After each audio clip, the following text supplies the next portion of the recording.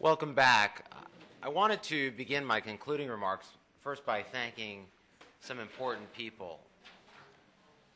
As I mentioned when I introduced Joanne, the Journal of International Law and the Cox Center work very, very closely together, and John Waszak, who's the Symposium Development editor, and many of the other journal students who've contributed to the symposium really need to be acknowledged and congratulated on yet another significant achievement, bringing so many great minds together in one place to discuss nation building today. So I wanted to thank John and the rest of the Journal of International Law students. Second, I want to thank Alice, Simon, and Nancy Cantor up in the back for doing just such an incredible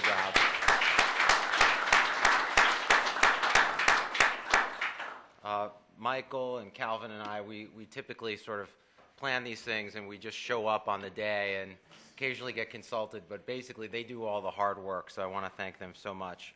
We couldn't do what we do without them. It's a particular joy for me not only to have so many old and strong friends here, but to see the different inputs, the diverse expertise that's been brought to bear on our issue today.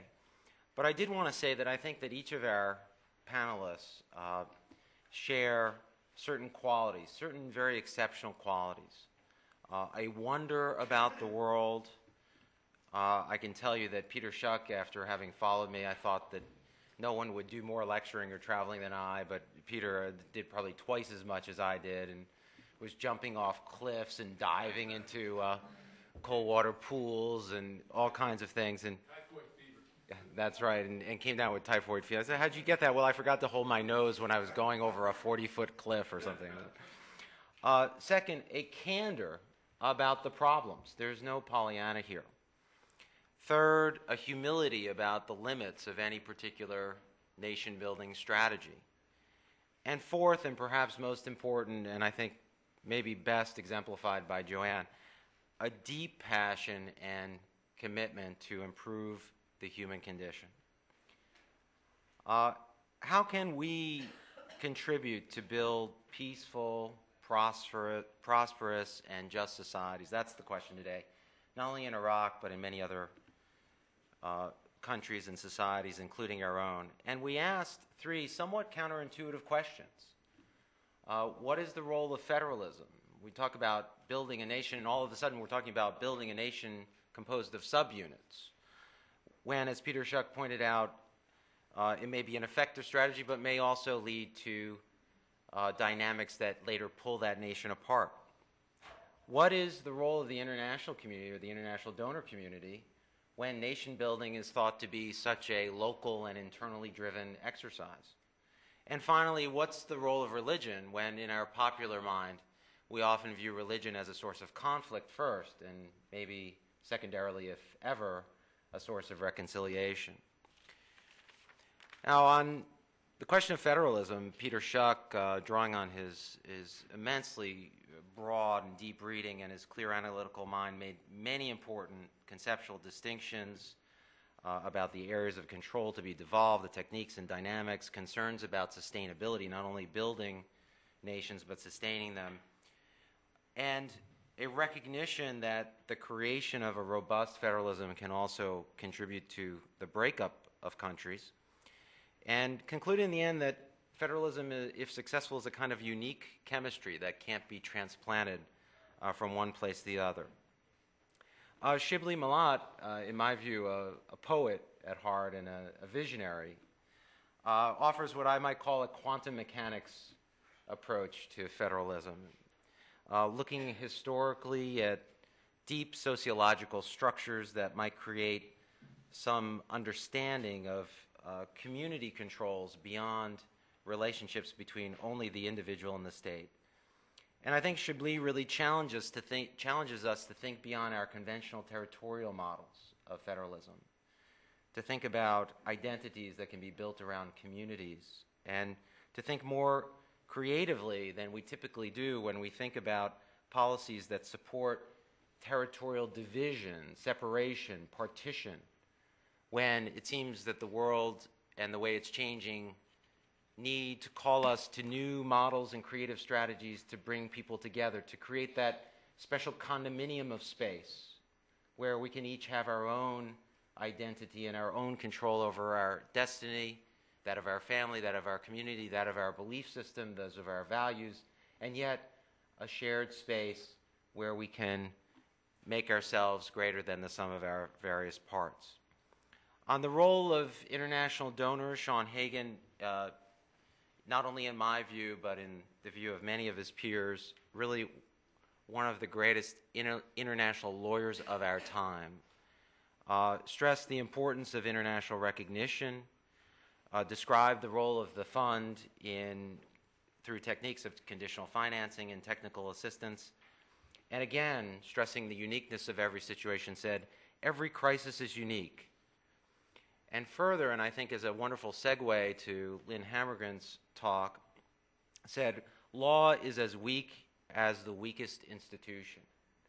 Lynn Hammergren then focused us, as she so often does, on the role of technical assistance, but the limits and even the dangers of technical assistance. Lynn, in my opinion, is the world's leading expert in judicial reform with a focus on Latin America. She's lived through many projects. She's seen from the ground what the role of outsiders are and how they can mess things up and come in with their foreign ideas, often settling for those things that are politically most acceptable, and doing what she described as equipment dumps, computerization, and other things that are not only ineffective but even potentially harmful in changing the dynamics and the internal incentives toward reform.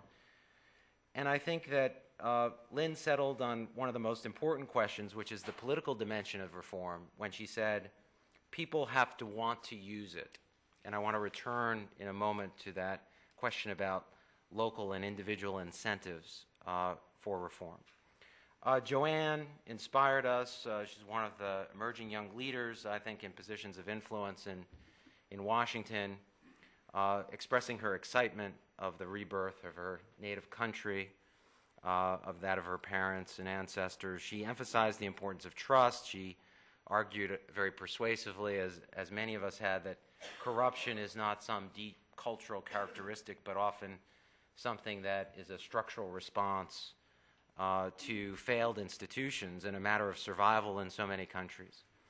Brought to our attention the ways in which the U.S. is not well equipped to do nation building, the limits of foreign policy, and also reminded us that looks can be deceiving, that just because we might view a particular society, a particular form of dress, we shouldn't make assumptions about what the belief system is of those people as they express themselves. And I think most inspiring was her comment that tried to take hope from brutality, that no problem is too big to try to tackle. We then turned to the role of religion, and David Little, who I think is the leading voice on these dual roles and impacts of religion in the world, the one that we more frequently think of, the destructive role, but also, as we look forward to his forthcoming book, the constructive role of religion, talked about the small revolution. We've seen this in our own legal system, movements towards conciliatory, consensual models of dispute resolution. This is going to be one of the focal points of Calvin's new center here at the law school.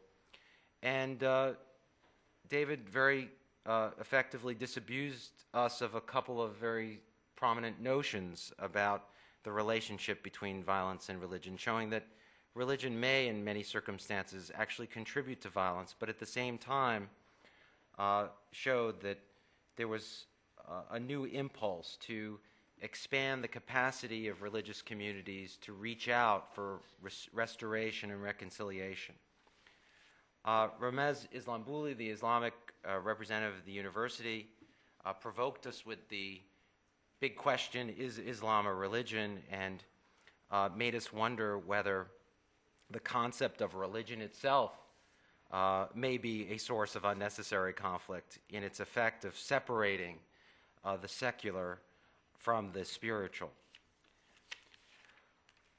As I've reflected now over the course of the day on what we've done, it seems to me there are half a dozen challenges for us going forward. And I just wanted to mention what I think some of these challenges might be. The first is to advance our understanding of identity. I think that we tend to think of identity as a singular notion, when if we pause to reflect for a moment, I think each of us would recognize that we, at one and the same time, express multiple identities. Some conventional, some unconventional.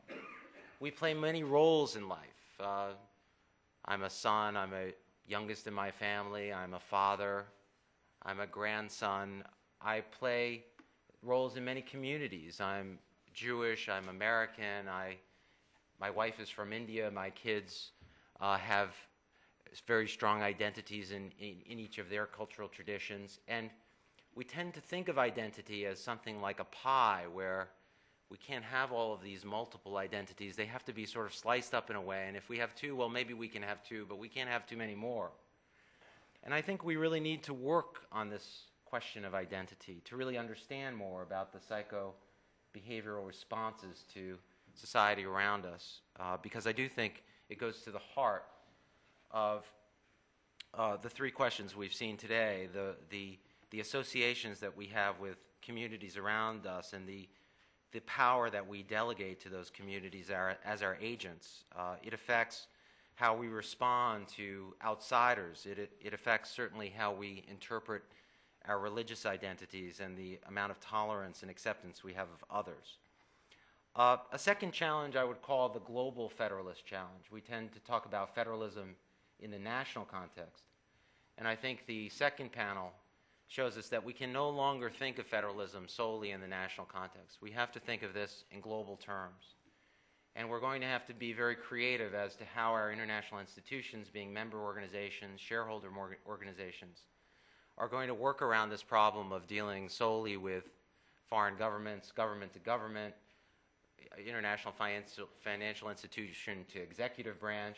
All of those institutional arrangements, I think, need to be questioned, if not rethought.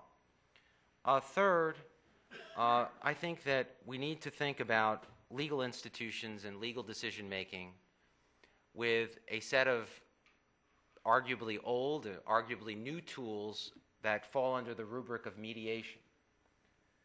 By mediation, I mean a collection of neutralizing communication strategies and bargaining techniques. Bargaining techniques that don't look at the world as a matter of zero-sum binary decisions, but that try to identify interests over positions, that try to find ways of maximizing those interests and then maximizing the goals and objectives of society as a whole. Fourth, and I think this gets back to Lynn's comment about political strategy, Sean's comment about political will. We do need to advance our understanding of behavioral theory. What are the tipping factors that change institutions? Is change necessarily slow when much emerging social research shows that it's actually not? Do we need full consensus when actually a lot of social research shows that very few people can make a change? How do hush puppies all of a sudden become more popular in New York? How does New York reduce the crime rate suddenly? How do institutions like our own law school transform themselves within a couple of years? And I think that we need to put our minds from various disciplines to bear on the question of creating emergent behavior, creating a kind of peer-to-peer communication and signaling. I say emergence because there's a burgeoning field called emergence, which studies the interactions of relatively simple biological or manufactured agents that produce a higher level of global sophistication. My best example of this is slime mold. Slime mold moves through the forest floor not because there's any leader or pace setter that tells slime mold, go over there, guys, there's food around the corner, but because the slime mold has this very intelligent way of releasing peer-to-peer a substance that signals under the right conditions that food's in that direction. A few years ago, a Japanese scientist was able to do an experiment with a maze with slime mold on one end and food on the other, and was able to show how the slime mold found the most efficient route to the food, something no one thought could ever be done. And I claim only fame in this in being the first one to create the analogy between lawyers and slime mold that's actually inspiring. That's actually inspiring. Now, unfortunately, most legal systems I would call submergent because, in contrast to emergent systems, submergent systems are systems of very intelligent actors, lawyers, judges, civic leaders, who produce a level of behavior far beneath their level of intelligence. The kinds of problems that Lynn deals with, delay, corruption, political interference, torture, pretrial detention, all the major problems of judicial performance around the world. And we really do need to apply our behavioral theory to figure out how we create truly emergent societies. Fifth, I do think we need to spend a lot more time talking about dilemmas and how we work through dilemmas, because we could take each of these questions today. Federalism as a question of trade-offs, about which we may know all too little and may not be able to predict what the outcomes may be. International interventions as a question of a dilemma of how much involvement is the right level of involvement, and at what point does that involvement become counterproductive. The establishment or exercise of religion, its recognition within a constitution, another series of trade-offs. And in my own work, I've started to outline some of these anti-dilemma strategies, and I think that people from the social sciences, from probability theory, from mathematics, from a lot of different fields of philosophy and political science are going to have to come together ultimately to develop strategies that we think are both intelligible and practical to work through some of the major dilemmas of our day. And the final challenge is one inspired by Chablis, which is to listen to the street. We sit in the confines of the Beltway. We sit in a wonderful hall of a law school. We travel to fancy hotels and have wonderful conversations. We need to set aside the time to listen to the street.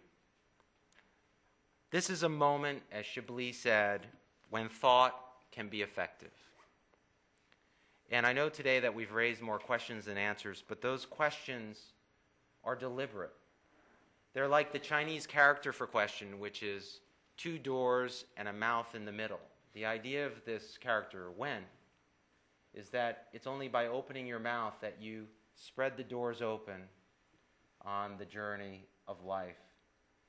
And I think that today what we've done is to open those doors more broadly, to expand the numbers of questions that we can ask about nation building, knowing full well that we've only begun the rebuilding exercises by just asking critical questions about the enterprise.